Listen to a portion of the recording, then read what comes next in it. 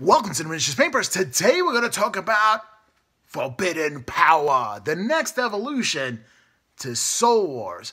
But before we get into that, let's talk a little bit about hobby progress.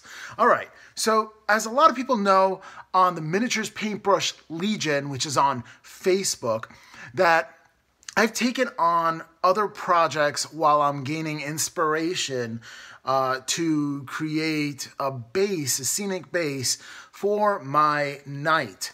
And in doing so, I really feel I need to be motivated 100% in order to, fully delve into a project nonstop, become like almost obsessed with it, so I can garner all the information I can from every single angle and really try to do justice to the piece at hand for the painting competition. I just really hope that I get inspired before the painting competition so that I'd have enough time to actually finish it and enter the painting competition.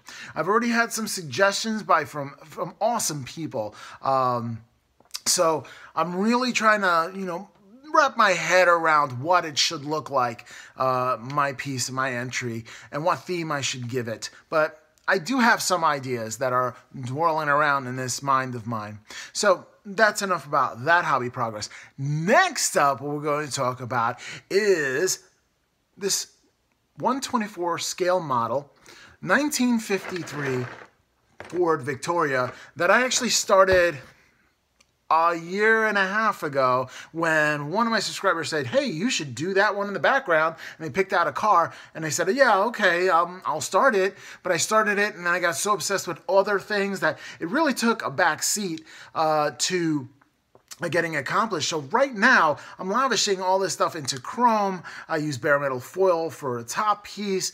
I did tint the windows with a little bit of ink to give it that green blue. I did the interior. Engine bay is done as well. I have that. So it's looking in tip-top shape. I did paint this in enamel, so we have enamel painting.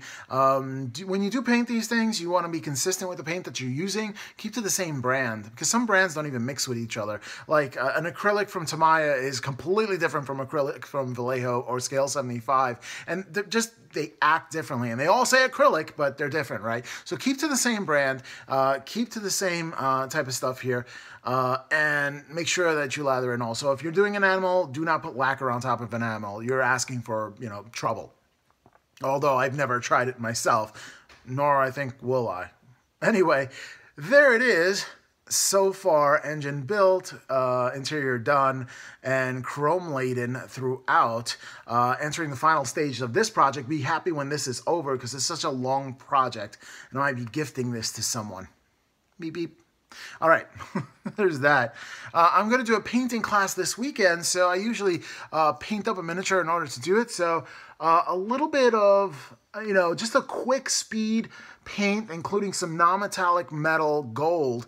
And actually, I found a great recipe, and I've had a lot of recipes, and I've tried a lot of recipes. And there are some that are a little more involved than the other, but, increases the vibrancy. But if you want a tabletop non-metallic metal gold, which seems like an oxymoron there, because, really, speed paint, non-metallic metal gold do not go along with each other, but it just takes a little bit of effort. I have found that the War Colors Ochre line 1 through 5 can actually give you a lot of depth when it comes to non-metallic metal gold for a quick and easy non-metallic metal gold, which will take you through all the colors. Look at these rich, rich colors, right?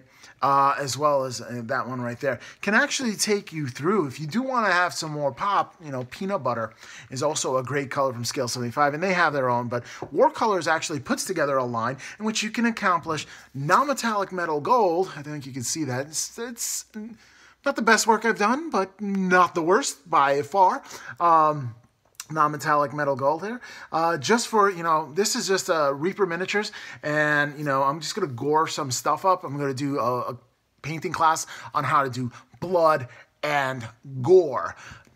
So that is all there is for my painting hobby progress in the miniature paintbrush. And I'm going to have to go over there and get all my computer stuff for the hobby computer progress is actually over there. And I kind of don't like to move that stuff because it's super expensive and there's so many different components to it. But I want to show you the next component that I got. Now this comes from the sales of the t-shirt, from the support of all my members from the Miniatures Paintbrush Legion who actually bought t-shirts, TMP shirts, and you know, any kind of other donations that I've gathered by selling off minis or anything like that, accrued, put together in order to get this computer started so I can start editing videos again with even a higher quality than I did before and really, really take it next level with the channel. So thank you everyone that donated and helped out with that. I might do some other things down the road in order so I can get additional funding to complete this. But let me show you where I'm at. I bought another piece. I'm gonna have to go over there and get it really quickly. All right. Yeah. Yeah. Bam. Bam. Bam. So last time I showed an awesome processor, the Threadripper, and today what I'm doing is showing you this awesome, it's a radiator. I have a radiator for the computer, and that's just liquid cooling for the computer to keep that processor, which AMDs usually run super hot, right? To keep that processor running nice and cool. Plus it has that RGB lighting, which I can change the color of inside the case. It's going to look cool. I'm going to have bling inside the case. That's going to turn colors and, you know, whatever color I want it to be. And it actually moves and, you know, all these kinds of things that I can play around with when it comes to color. But it also keeps it super, super cool. So this way my processor doesn't overheat. Now, if you're doing the same build, and I am going to have a video of the build and people that are helping me, if you're going to do the same build and you're buying the Threadripper and you're getting this, you have to go to the Corsair's website. And Corsair's a really reputable brand when it comes to cases, when it comes to cooling fans and all this other, you know, there's so many others as well. But these are one of the leading people when it comes to actually radiators for your computer. Yes, it's a radiator. Like, it blows my mind because I used to build computers back in the 90s, or late 80s, 90s. None of this is possible, you know, but this is a radiator cooler and liquid cooling for my computer. Can you believe that? So if you're going to do the same build, it's going to come with a bracket for that Threadripper. That Threadripper is absolutely huge. So if you're going to put it together, make sure that you get this component here. And I never found it anywhere else but on the Corsair website. And it's $9 plus $9 shipping and handling. I don't know. It's expensive for shipping and handling just for one little piece like this. But hey, you know what? At that point, they have a monopoly on it. It's their thing. And what's $9 at this point? I'll spend the $9, all right? So there it is. The second part. It's in the box. It's still in the plastic. I just want to make sure. It is beautiful. I think it's beautiful. I love all these componentries and stuff like that. So I'm geeking out when it comes to computer stuff too. And I've never built a computer, well, nowhere near to as powerful as, even imagined powerful as this is right here. So this is like an exciting part of the hobby for me, geeking out, because YouTube is part of my hobby. You know, it's not just playing the games, it's not just painting the miniatures, although those are great parts of the hobby. It's also finding inspiration, meeting the people, meeting great artists. Mr. Vince Venturella is an inspiration to me, always has been. Just a great guy, really.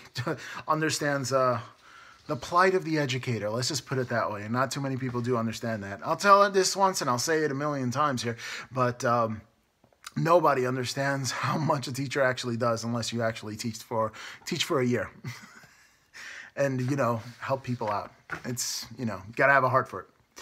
Alrighty, so now with the hobby progress done and the computer hobby progress done, I do want to talk about some other thing. Oh, yes, I'm going to go over here because something really awesome came in.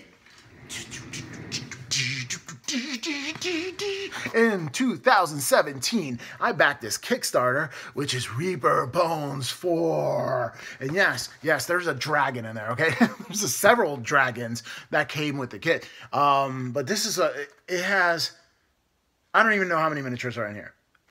it is such a ton miniature. I would say about 100 miniatures, at least in this box alone. And it's actually very compact, you know, and they have awesome stuff, some glow-in-the-dark stuff, that too, really cool stuff, Reaper Bones, and great, like, this is a Reaper Bones right here, and honestly, for a tabletop, if you're doing a D&D session and you need miniatures, or you're doing some other kind of miniatures game and you want miniatures, heck, if you're playing Monopoly and want some really cool tokens, you know, these things is hard to go wrong with, and there's so many, and they're so cheap for the Kickstarter. I think it's $1, maybe, if, I don't know, less than $1 for a miniature, and that's, you know, for quick miniatures, that's amazing. But it didn't stop there. Oh no, it did not stop there. Next up, what I got was the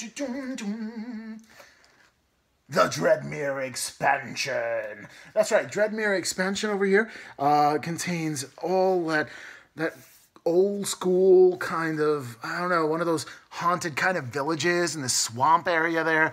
Dreadmere, right? It's like, love it. Yeah, I love Death Faction, so this is kind of like a no-brainer. If you've ever played, actually, World of Warcraft, there was this town that was south of the main town. I don't know, I haven't played the game in a long time, but it was actually had this like dun, dun, dun, dun, dun, like kind of creepy music going on there. Loved the entire epic storyline that was that. When I went through that, it blew my mind. Loved it. And I love Dreadmere, so I went to Dreadmere expansion, and yes, there is an actual catfish. A big catfish. That is pretty epic. But that didn't stop there.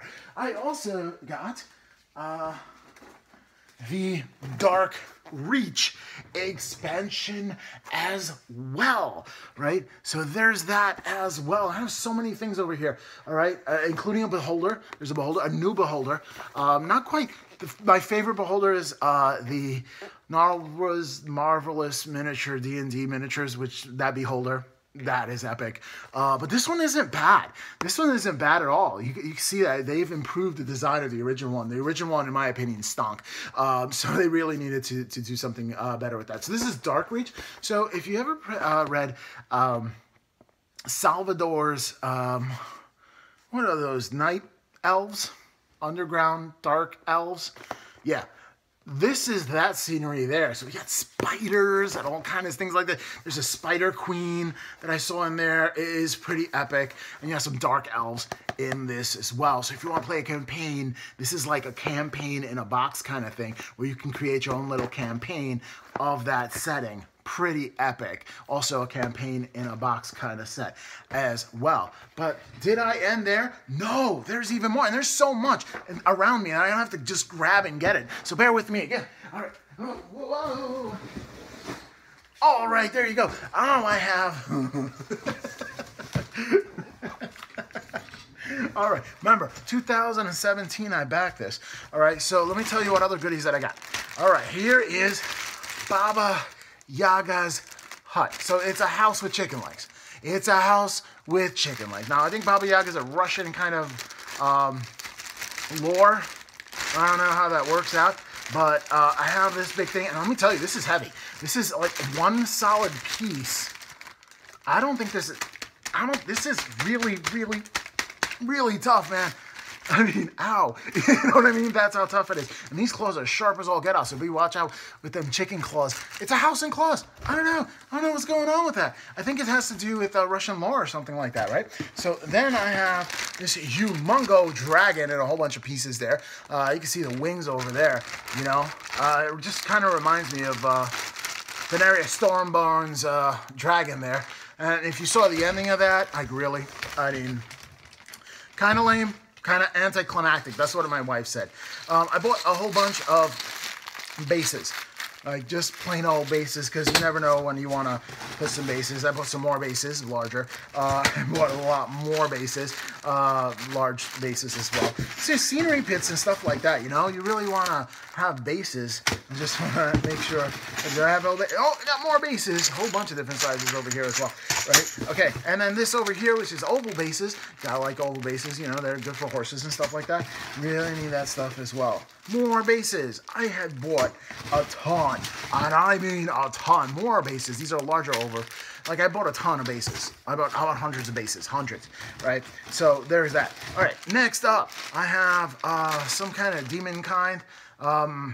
This one, yeah. So, I had built an enemy kind of demon thingy, and it was from Reaper Miniatures, and it was all metal, and it was heavy, and I had to pin them, and I never actually got to finish that model. It was like the last model that I was kind of ever painting in the 90s before I stopped and took a hiatus from painting, and they remade it in Reaper Bones, but this is not just regular flimsy Reaper Bones. Oh no, this is Reaper Black, I believe. This is the black version of Reaper Bones. Also the Dreadmere and the Dark Reach expansions that I showed you earlier, they're Reaper Black Bones, which is totally different. Also another dragon, yeah, because this is the dragon I think I came in the Reaper core set. Kind of took it out there because this thing is huge. Now I used to have the metal ones of these, but I've never built them, and then I sold them. But yeah, this is awesome. Okay, next up, I picked up another, I think this is another demon. Since they had two other demons, and then they had the regular Baruthos, I think it's called. I picked all three of them up. I'm not a fan of painting demons, but I just like to fight against them. I don't even know what this is. This is, oh yeah, another... a female demon? I think so. Yeah, the female version of demon, I guess. So there's all three of them right there. They'll make some really baddies when I come for a D&D campaign or something like that. They'll definitely be the baddies. And I believe this is a Frost Giant. Two Frost Giants or one Frost Giant? Nope, two Frost Giants. That's what it looks like. Got two Frost Giants. Now, a lot of people who ordered these who didn't know, oh yeah, look at this, more bases. Because more bases, that's why. A lot of people that order this gonna know that these Frost Giants, as well as the Dark Reach expansion, those actually came in late, so I had to wait. And they were supposed to come in all in February, but it kind of came in recently. So, I mean, I have, and that's on top of the Reaper Bones 3 expansion that I got. I have a ton of miniatures. So what I try to do before every class is I try to paint at least one of these suckers up every single class. So this way I have that, or maybe a unit. I'll paint that up before that. I couldn't do the unit. I did take them out. There's some more over here. I couldn't do that, but at least if it's like a hero or something like that, I can paint one of these up on top of everything else that I'm doing just for the class, and so I can make some progress. So that is Reaper Bones. Okay. Okay, there's a lot of stuff with the hobby today, right? Ton of stuff. I'm super excited because minis, that's why, because minis. Minis are amazing. It's like scale modelers. Oh, you think my collection is bad? I know a couple of scale modelers who have like 10,000 model boxes, like cars like this or military vehicles and stuff like that in a warehouse. Like literally a warehouse. It looks like a library. And I know for you future generation and younger kids, a library contains books. And not only does it contain books, it contains, well, it used to contain car catalogs instead of computers so you could find the books. Yeah. Knowing the Dewey Decimal System was an important thing back in the day. And back in the day, going to a library, you know, you picked up a lot of smart girls. So when I was a teenager, I went to the library and actually could have a conversation with the person across from me. Instead of now, which I see a lot of people, you know, texting and stuff like that, I think is dehumanizing the process. But that's just me. I'm old school. You see, I'm old, right? I can tell because I'm bald. Aside from the point. Alrighty, so enough about hobby progress. I mean, we went into hobby progress for quite some time, and I want to get into the topic of the day, which is forbidden power. Love that. So, in the wake of the Necroquake, and I like the way they say that, is because, you know, a wake is like when a boat passes, and then that wave that comes out, that the repercussions of the boat passing is the wake, right? So in the wake of the Necroquake, all that is a stake. Very real, not fake. I'm gonna stop. I stepped on a rake. Ow! All right. Sigmar Stormbolts have been revealed. Arcane secrets, steal away artifacts of terrible powers long past, and armies have mustered across the mortal realms to claim the forbidden relics. People are going to fight over a bunch of relics because the Necroquake went boom and kind of shook up all the stuff that was supposed to be hidden. And everybody's like, oh man, that stuff was hidden. That's some cool stuff. I'm going to get it. And be like, someone else going to be like, oh no, you don't. And before you know it, it's there you go. Forbidden power, completely. I'm done. Okay, no, I'm kidding. I'm kidding. There's so much more here. So the Forbidden Power is the next step of the Soul Wars, the next story. In the box that you're going to buy, the box is worth $90. In that box, you get an 88-page Forbidden Power book that tells of the Battle of the Midnight Tombs. So Nagash lays siege to the free cities of Lethis. I hope I'm saying that right. And they want to break the Grand Storm Vault hidden behind its streets. So you got to find new rules, creating armies that fought for Lethis, and then fighting the battles for the grim region of Shyish, known as Stygex. I really hope I'm saying these all right. Correct me if I'm wrong. And for playing the campaigns and conquer multiple storm vaults hidden across the mortal realms to capture powerful relics within. So it's sort of like, you know, you were fighting for the realm gates. Now you're fighting for the storm vaults. But the thing is, if you win the storm vault, you get something. You know, you try to get something from the storm vault. I don't think with the realm gates, you kind of just fought for them or over them. But, you know, it transported you from one end to the other board. I don't know where it did because I don't have them. I maybe get them one of these days, right?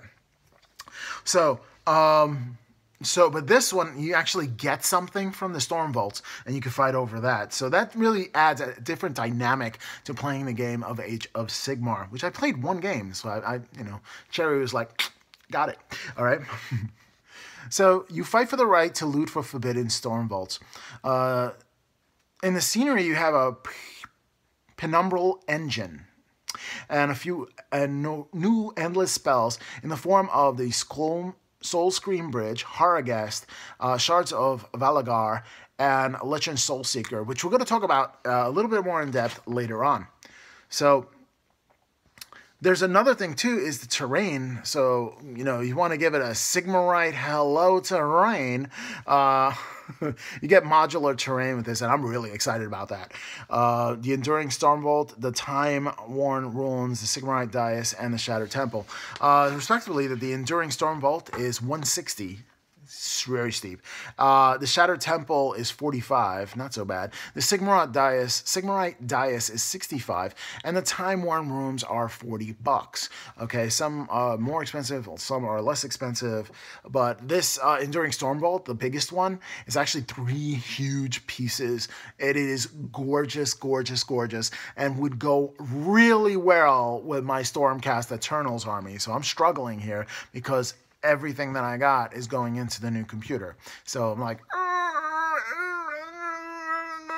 want it, you know, so bad.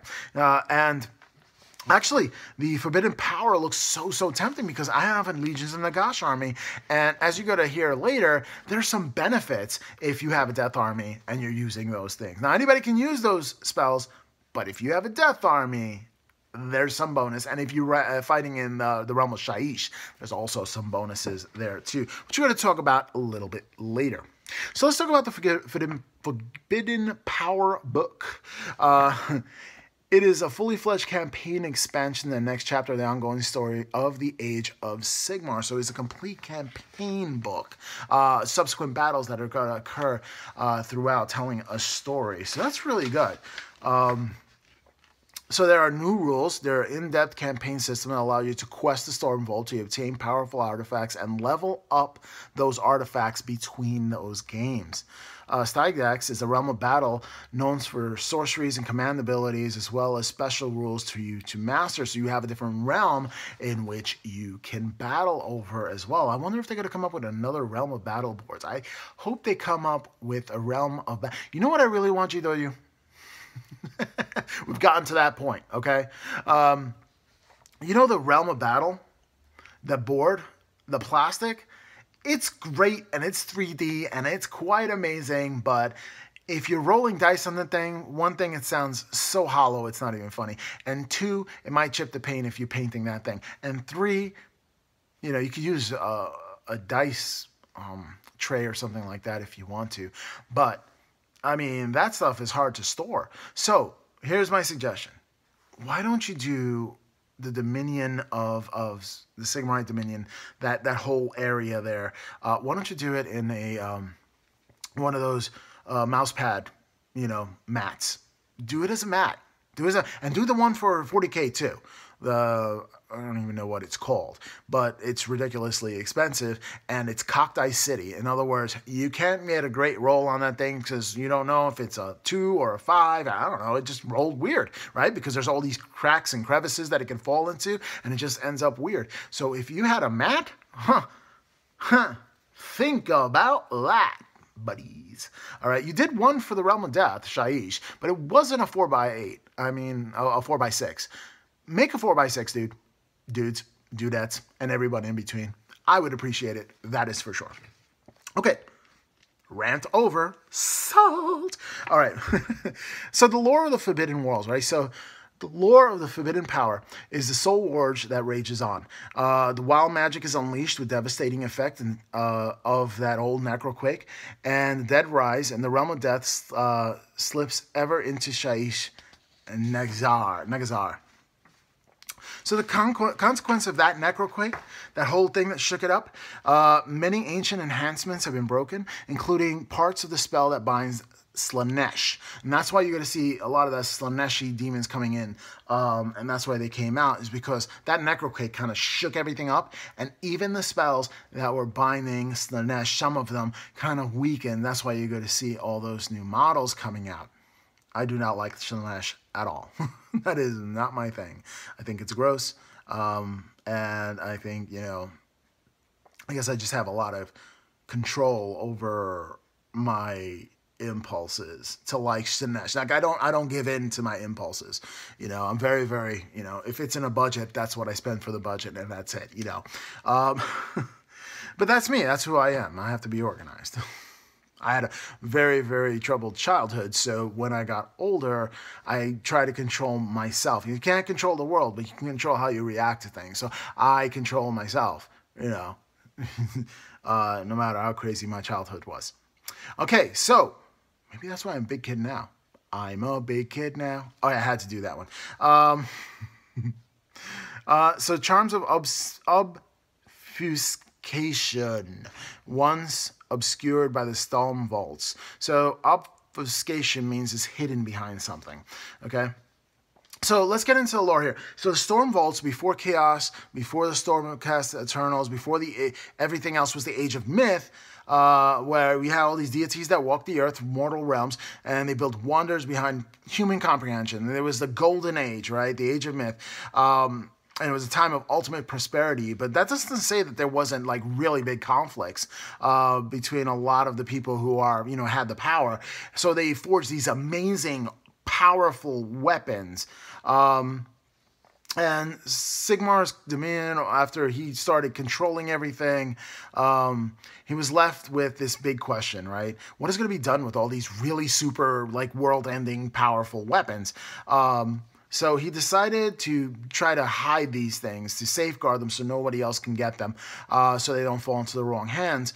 But in doing so, he actually turned his back on, you know, Teclis, who actually make it. But I'm going to get into that. Let's talk about the pronominal engines. So Teclis sought to share his wisdom and knowledge. So he built these devices. It's called enlightenment engines. And what they are is they got the secrets of the universe, and they're going to teach you it. If you stay in there, you ask it a question, it's going to tell you all the answers right there, and you get the kind of like everything in order to build society and better everything else.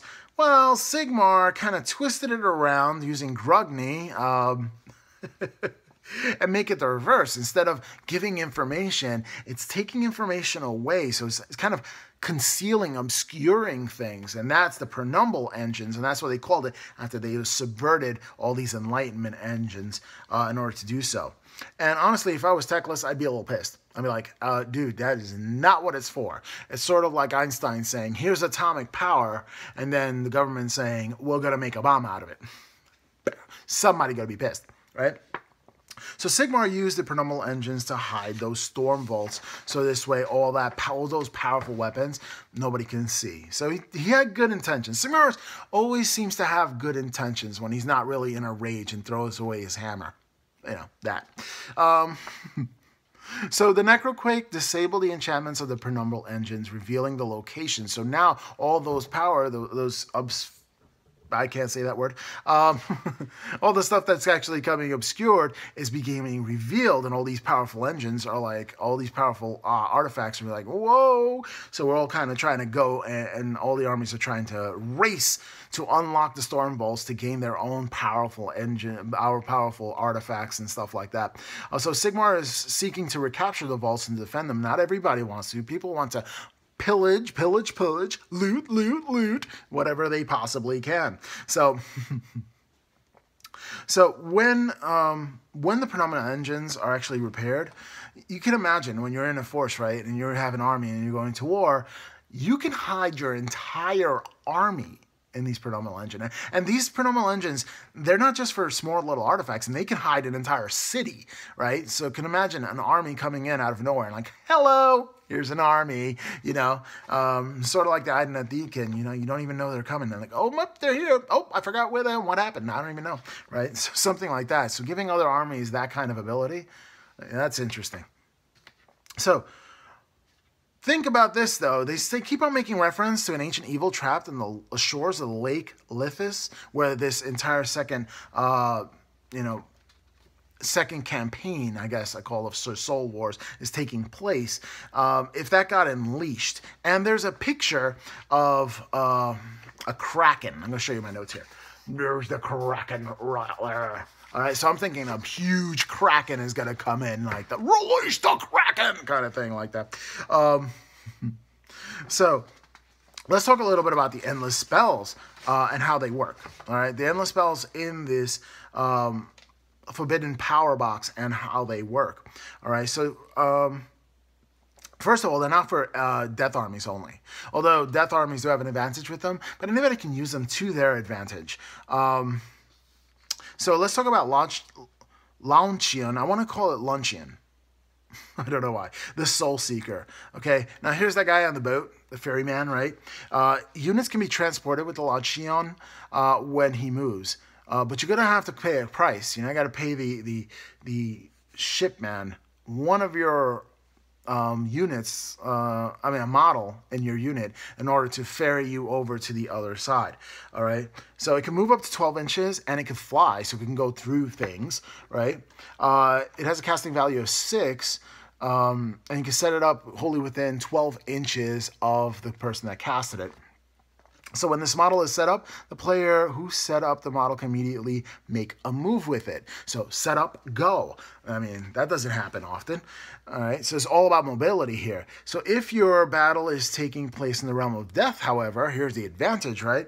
This model can be moved up to 18 inches instead of 12 inches, meaning it could glide across. But you know, you have to pay that price and sacrifice one of your models. So if you have slow-moving models and you want to get them across the field quickly, this is optimal for you. I know Maggotkin and Nurgle, they move kind of slowly.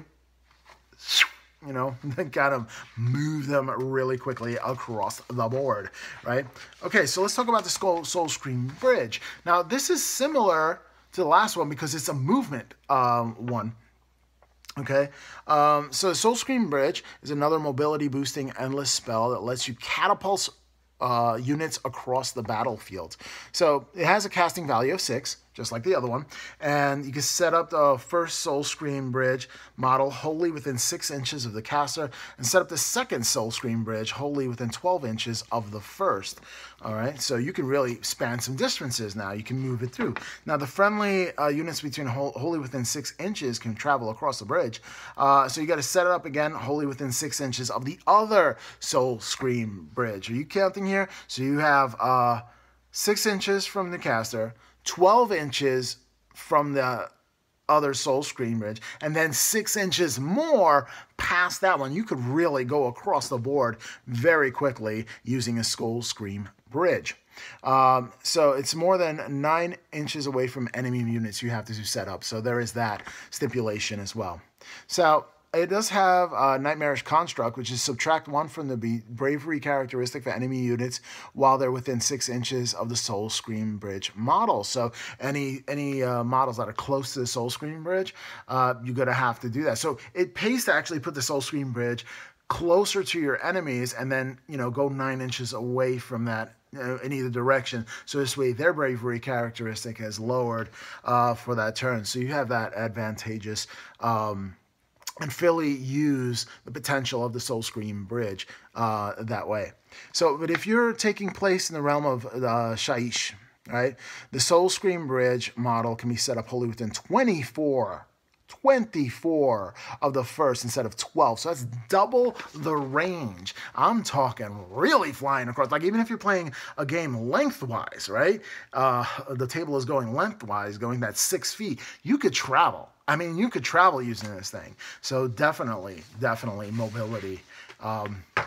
Okay, so let's talk about the Horrorgeist, which is my buddy Nagash's face, which is not really his face. And the way they model that, it's supposed to be the scariest thing there is. And in Shyish, the scariest thing there is Nagash. So it looks like him a little bit, like his face, like, hi. So the Horrorgeist messes with bravery. It really makes people scared when they're right there. The most terrifying thing there is, right? So it can move up to 9 inches and it can fly. So, no obstacles are going to stand in its way. It has a casting value of 6 and you set it up within 12 inches of the caster. Okay. Subtract 1 is the ability. Subtract 1 from bravery characteristic units that are within 12 inches of this model, and subtract 2 instead from the bravery characteristics of the units while they're within 6 inches of the model. So 12 inches, subtract 1, 6 inches, subtract 2. All right. If your battle is taking place in the realm of death, the model can move up to 12 inches. Yeah. The model can be moved up to 12 inches instead of 9 inches, which is normal movement range. So that is pretty terrifying right there, making your enemies run in terror. There's a Shards of Valagar, and I really do like this. The original shards, these pieces, actually came in, it was actually coming into Warhammer's Underworld, and they actually have those in the set. I saw that those dramatic 3D pieces. I guess that was the first model of it. But yeah, so these are actually coming in the set, and there's 2 of them. It's a pretty tricksy spell. You have to be careful with them because your enemy can actually utilize them in the next turn. So units caught between those Shards of Valagar have a movement half and must subtract 1 from their hit rolls. So it just slows them down, guts them down, makes less attack movements with it.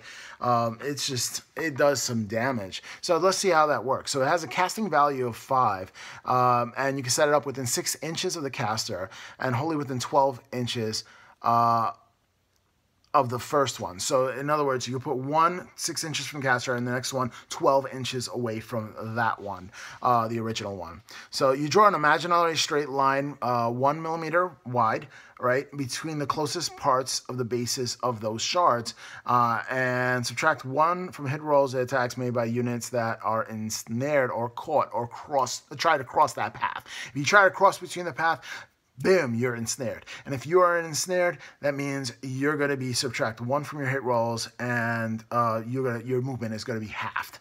All right. But at the start of every battle round, you can roll off, and the winner moves one of the Shards of Valagar model from the Endless spell in the battle and set it up again anywhere on the battlefield wholly within 12 inches of the other shard. So you can actually move it around, take one of the pieces and move it around and change that imaginary line. And now your enemy, which even if you casted it yourself, now it affects you. If you cross it and you become ensnared, there goes all those damaging effects occur to you. But if you are in the realm of death, in Shyish, the first Shard of Valagar model can be set up wholly within 12 inches of the caster instead of 6 inches of the caster. So you have more of a mobile range in order to stick people up with that. You know, trying to draw a line. Talk about drawing a line in the sand. I gotta dare you to cross it, buddy. Right? That's how that is. So let's talk about the artifacts that actually come in there. I'm going to talk about one of the artifacts that come in there. Let's talk about the Geistbane. And the thing about these weapons, these artifacts, is that they gain power as you play. So you play a campaign and each has their own kind of requirement in order to, you know, it's sort of like the Space Wolves. And I like that because if you do have like these things of legacy in which you gain abilities. Like if you complete this task, if you kill so many people with this hero, then their aura ability doubles, and you know, you get benefits from that. So I like that ability happening here. I don't know if it happens in other armies, but I know it happens with the Space Wolves, and I think it's kind of cool that it's happening in Age of Sigmar as well. So each awakened artifact can be empowered by completing specific challenges, unlocking new tiers of abilities, and eventually becoming incredibly deadly. Let's talk about the Geistbane, okay? The Geistbane is, the characteristic is, if you slay 3 or more enemy models with this hero that has the Geistblade that you've chosen, this is the person who has the Geistblade, Blaine.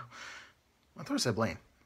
Okay, so after the first level, if you kill 3 people, your rend characteristic it improves by 1.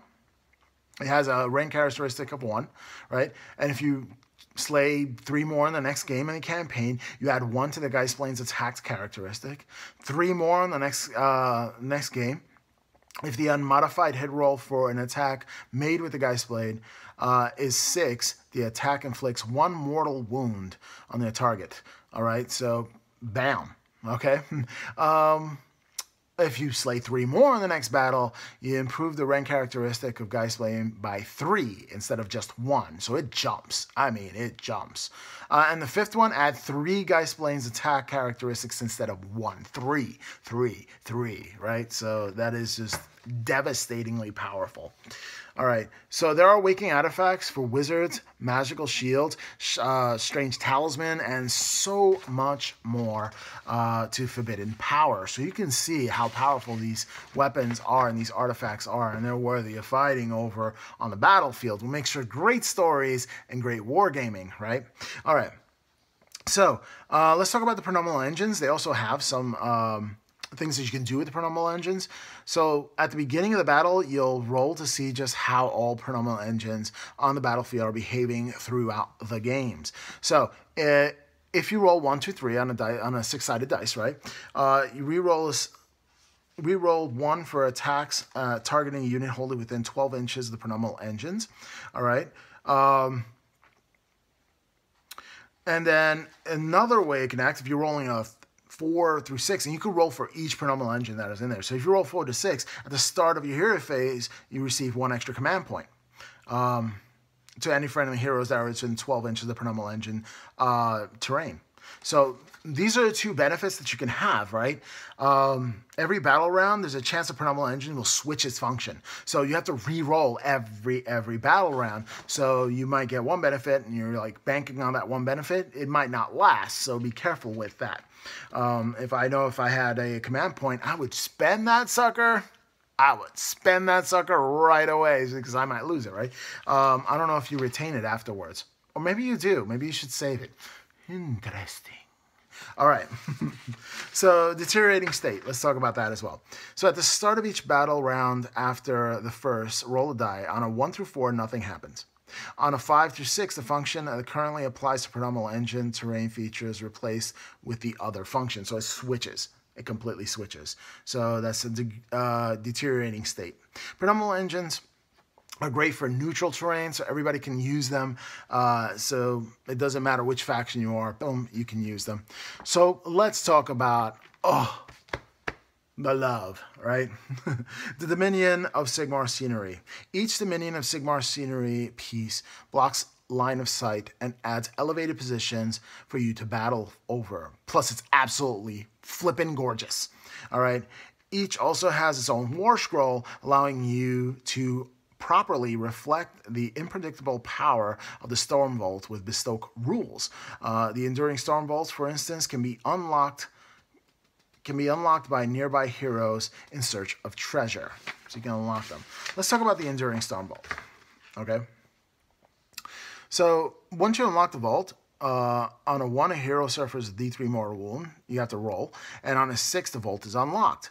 When the vault is unlocked, roll a D3 and consult this table, which I'll tell you, to determine the treasure that you have found. Apply the results to the hero that unlocked the vault. So you're taking a chance of killing yourself at this point. Or you can, seek glory or seek nothing. But you have a 1 in 6 chance for both of those. And then all the other ones, absolutely nothing happens. So you're going to keep on trying and possibly ruining your hero in the process. But without the risk won't come the rewards. Here are the rewards, right? So you can get an Eldritch weapon, all right? Add 1 to the damage characteristic of that weapon for the rest of the battle. Ta-ta! Arcane Scroll, which is the hero can attempt to cast 1 arcane bolt spell in the face as if they were a wizard. And if you are a wizard, then you get to have 1 extra spell in your hero phase. So you gain an extra spell.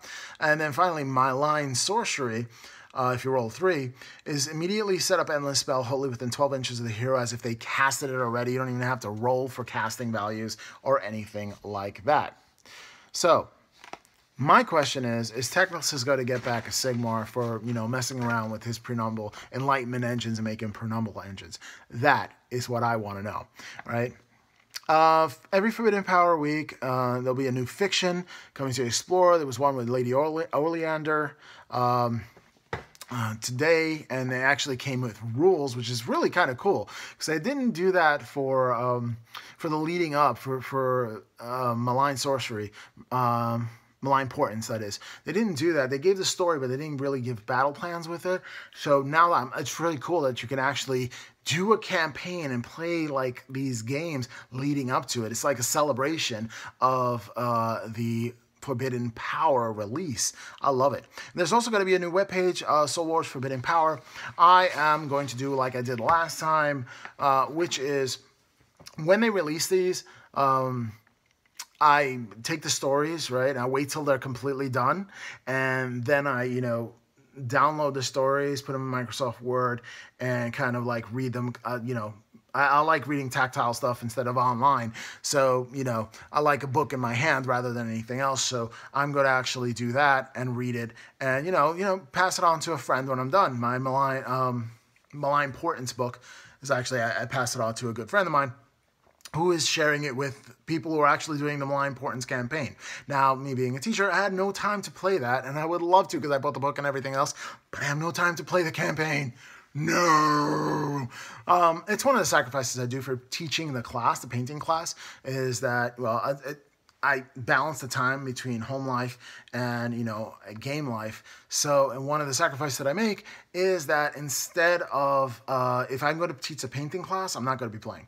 So, because I get once every other week to be able to either play games or to teach a painting class. And I choose to teach the painting class because I really want more people into the hobby. So there is that. Hopefully during the summertime I'll have more time. And of course I do want to film battle reports, which are going to happen more than likely in the summertime once the computer is built. And hopefully, I don't know, some way, somehow, I'll get that terrain, which is Ultra Dominion Sigmar terrain, which is ultra sweet. Sweet! I mean, really.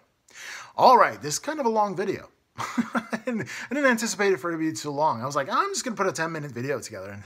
And hey, things happen, right? Anywho, I'll let you get back to, painting and doing your thing. And if you like this video and found it informative, like, share. Sharing is always very kind. Comment and subscribe. And we'll catch you next time on the Miniatures Paintbrush.